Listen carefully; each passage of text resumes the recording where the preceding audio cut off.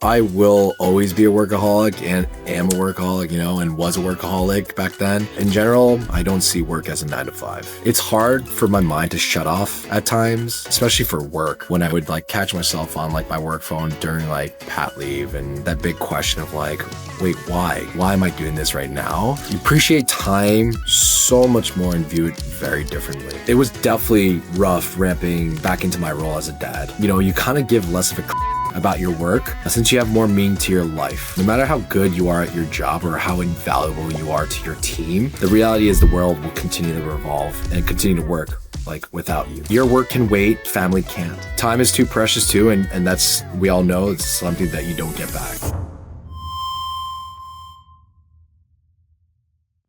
Thanks again, folks. I have Sam here. Sam, I'd love for you to briefly introduce yourself, share where you are, not just professionally, but as a dad or a husband, as much as you want to tell the folks today. Yeah, absolutely. Thank you so much, Dom. I'm really excited to be here today. So I'm Sam. I am a loving husband and a father of a 3-year-old boy. And actually, very Amazing. recently, we figured out that we have another boy coming in July. So, yeah, thank you so much. And yeah, professionally, I work at Google, focusing on the Google ad side, specifically in the acquisitions team. I had joined Google on the mid-market sales side, but now kind of like front of the funnel over in the acquisitions team. Love it. Love it. I've had the privilege to know Sam, geez, almost all our my tech career. So this one goes way back. I'm excited about this one. As I was thinking about this conversation, um, this was, you said 3 years old, so this will be fun. 3 years ago, or 3 years and 9 months ago. I'd be curious, like, how would you describe your relationship with work? I will always be a workaholic and am a workaholic, and was a workaholic back then. But that obviously had toned down when our son was born. So before becoming a parent though, I was extremely passionate about my work and, very dedicated to it. I give a lot of my time during time to work during the after hours. During the day, I would focus on my core role, but then after hours, I'd be working on like extracurricular projects for work that I know would benefit in my career trajectory long term. So yeah, in general, whether back then or now, I don't see work as a 9 to 5. We'll get to that. I think a lot of people go through that transition. And so last time you went on paternity leave, can you remind me like how long you got? So I fortunately I've gotten we get 4 months. So I had split it up. I took a quarter off, so it took 3 months off, and then I had taken like a month off like later on. So I split that month up in like chunks. That's a good amount. I'd love for you to describe like those first couple weeks, first month, like how were you feeling? Any moments that like stood out to you of like this, like that would encapsulate that moment in the first month. I guess like if we were to talk about kind of like basically like when I went on paternity leave, right? Like when I went when that like shift happened, right? So for I bring this movie up. So everyone that's seen the movie The Matrix, there's a scene where Neo is being introduced to the Matrix and gets plugged in again by Morpheus, right? But instead of sending him into the full simulation of that like 1999 world, Mm. Morpheus brings Neo into this like blank white workspace called the Construct. So where it is a blank slate virtual environment where the crew can like, load anything that they need. So that full simulation, Dom, of that 1999 world with all that noise was representing before I went on pat leave, right? So, busily working with no baby, living it up. And then the construct. Anything's possible. Yeah. Yep, exactly. But the construct, right? That blank white space was entering pat leave, right? It was such a whole different lane. Like there was like, all that noise had toned down, especially that work noise. But of course, soon after that, that white noise would turn into baby noise and that parenthood noise, right? Different kind of busyness, right? Different kind of activities. So yeah. Yeah, that's interesting. You're the one of the first person I've ever heard it describe it, and you describing it, it just makes sense. It's this transition phase, and for some people, they call it the liminal phase, where it's like, you can't go back, and the future is uncertain, and almost like you have no idea what to expect, and so much is possible in the future. That's oh, yeah, that's so good. And I'm sure a Yep. lot of people can relate to that as well. How did you think I know you're an active man, I know you played instruments, hopefully you're still doing a lot of that. How did you think about juggling all of that and being present, not only physically, but mentally? I think like you and I have talked about before in the past and when we used to work together, it's hard for my mind to shut off at times because I'm like just constantly on. My mind races from time to time, especially for work, right? So sometimes when I had to be present mentally during my pat leave, I would sometimes Mm, be thinking about work, but would quickly snap out of it, right? yeah. With changing diapers, bottle feedings, right? The whole night on raising a kid. I guess like the hardest thing though was just trying to like make that shift and be present, but I would get that in real time and learn the hard way of like if I wasn't present, then these things of being a father and the duties of being a father would like wake me up real fast and snap me out of it. Interesting. Yeah, there's like a built-in awareness of the now, right? Like you can't just like gloss over baby crying or in fact, like it's one of the most immediate thing. Like for us, if something's wrong, we can go scroll on social media, but if a baby poops, like you don't want to, or they're hungry, like it's an immediate need, not like, oh, like even us, like if we're hungry, we can be like, I can wait a couple hours. No, I was saying, yeah, there's no in between. It's like, and there's no waiting. Like the babies, you know how it goes, Dad. Like they need us now, and we need to do it now, right? There's no waiting on that. Yeah, there's so much there. I love that. It's like, were there mantras that you had, or was it just something you learned over time to like continue to be present? Because it seems like you're way more present and grounded now. So I'm curious if there was either like a pivotal moment that made things snapped, or it was just like a gradual, like constant reminder of yourself. Definitely a constant reminder. And like I would definitely be thinking about these things of when I would like catch myself on like my work phone during like pat leave Mm. and right that big question of like, wait, why? Right? Like why am I doing this right now? I definitely had a lot of those moments and over time it was like a long burn, it was like a long play of like trying to get better with it. But yeah, just like having these moments and getting better about my screen time and not just like mindlessly doom scrolling through my work emails or notifications or on my like personal phone with socials or other apps.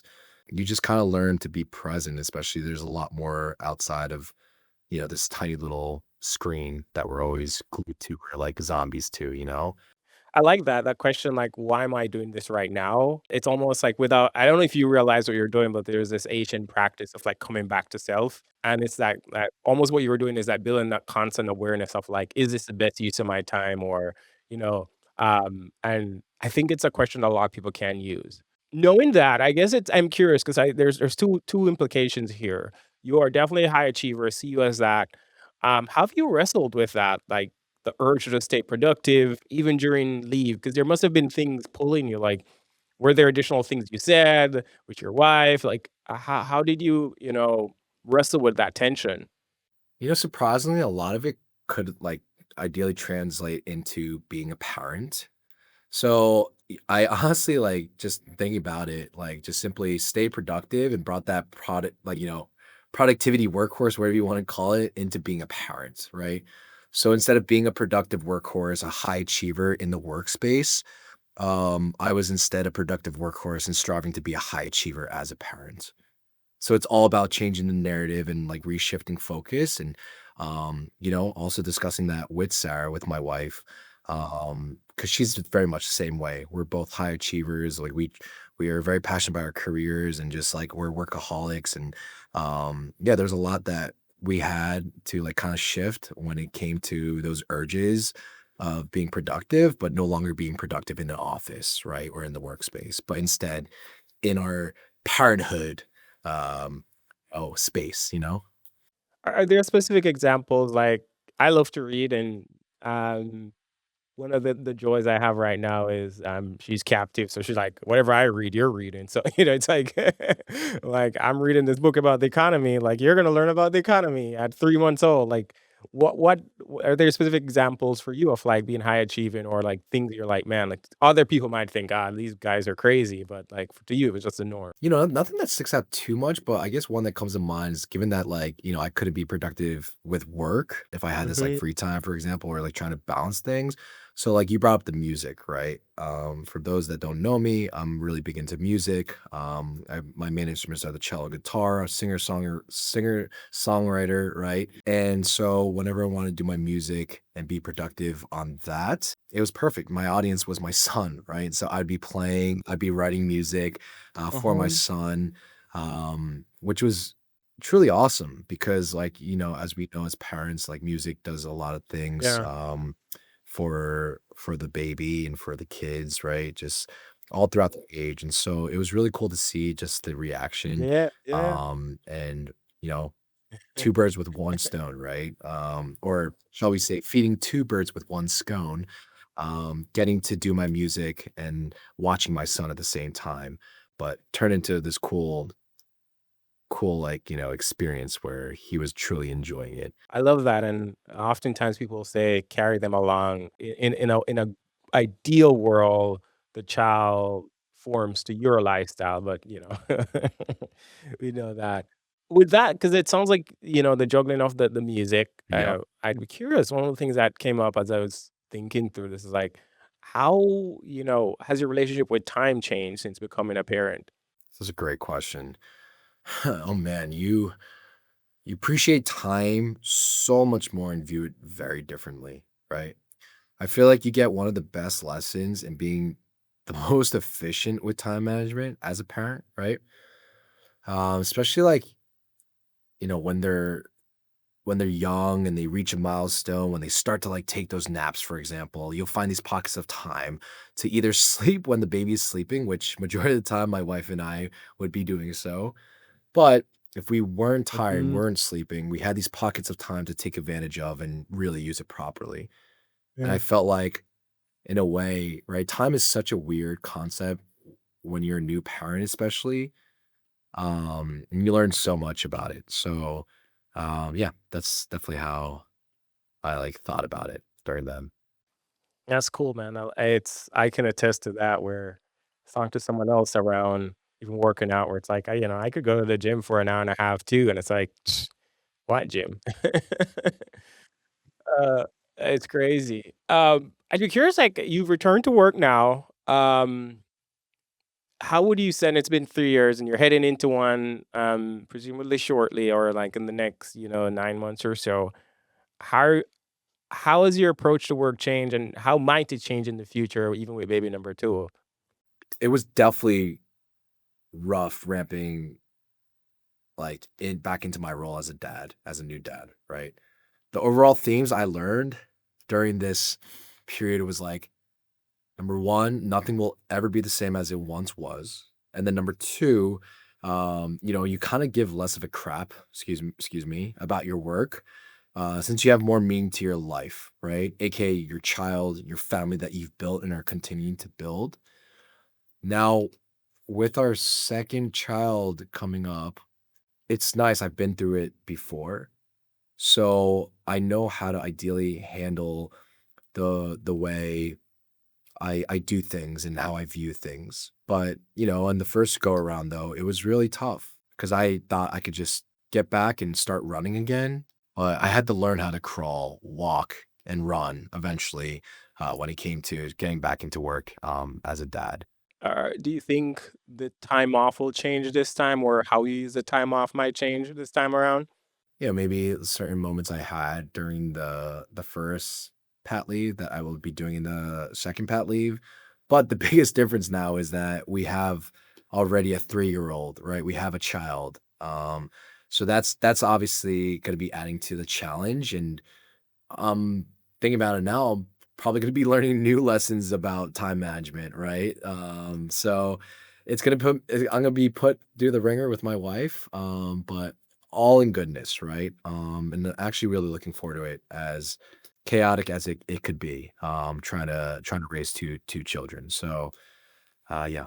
I love that. How and then let's as we try to wrap up, I'd be curious. I know there's a lot of high performers out there are wrestling with number one, should I take this time off? And number two, like, how do I even make it a little bit more peaceful of like not see it as unproductive time? Like, what advice would you give that person?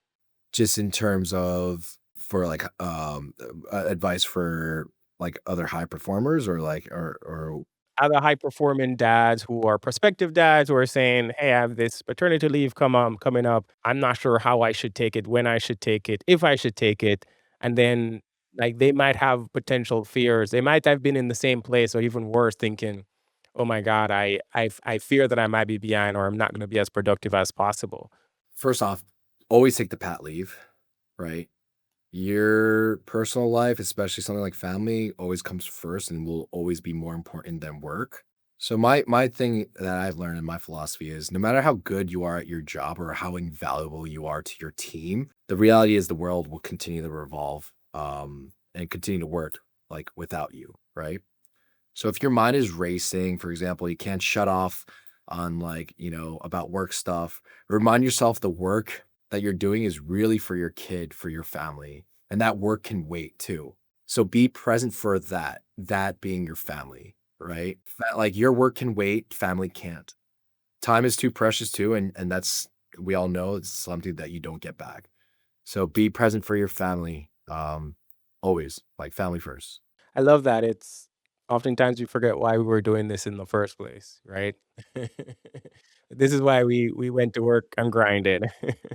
Yes, yes. Yeah, it's definitely easy to lose sight in that. So I guess that's like another thing too, just like remind yourself why you're doing it. It always kind of goes back to like the question of why. That's always good to know the why behind things, but especially in something like being a father, being a parent, right?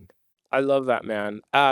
Last thing I'll ask, something like you got tremendous support at your current gig, and even around any specific stories you can share of how supportive whether your manager or your team was, and because I think a lot of people as well to overcome that stigma, one of the things I'm trying to do is like give them different like, hey, it's if even if you're going through it alone, like you're other people out there that have gotten really great support, or here's what really great support looks like, or bad support, and you should stay away from this support.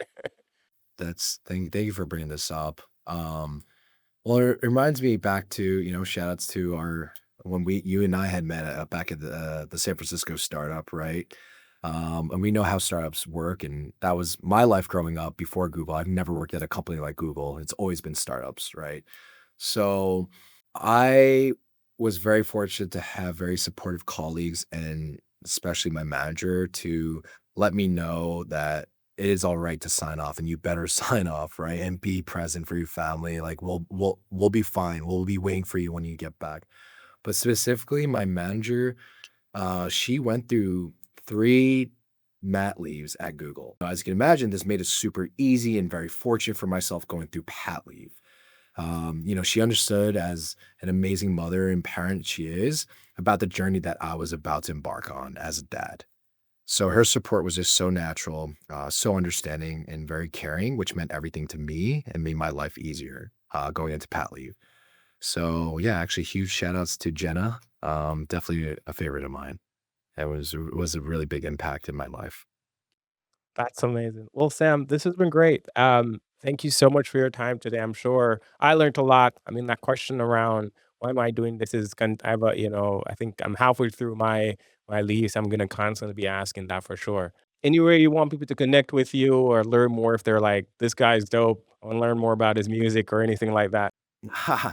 Yeah, I don't have a music Insta, but you can find some of my content and I am currently working on an EP. On social media, you can find me at SOH04 on Instagram specifically. So follow me, give me a follow there and yeah, also feel free to message if you've listened to this podcast, this amazing series that Dom runs. And always happy to give advice and support in any kind of way, from father to father or father to parent. Yeah, we're all in it together. Yeah, I love that. Thank you, man. Of course. Thank you. Thank you, Dom. Always a pleasure, man. Thank you for having me.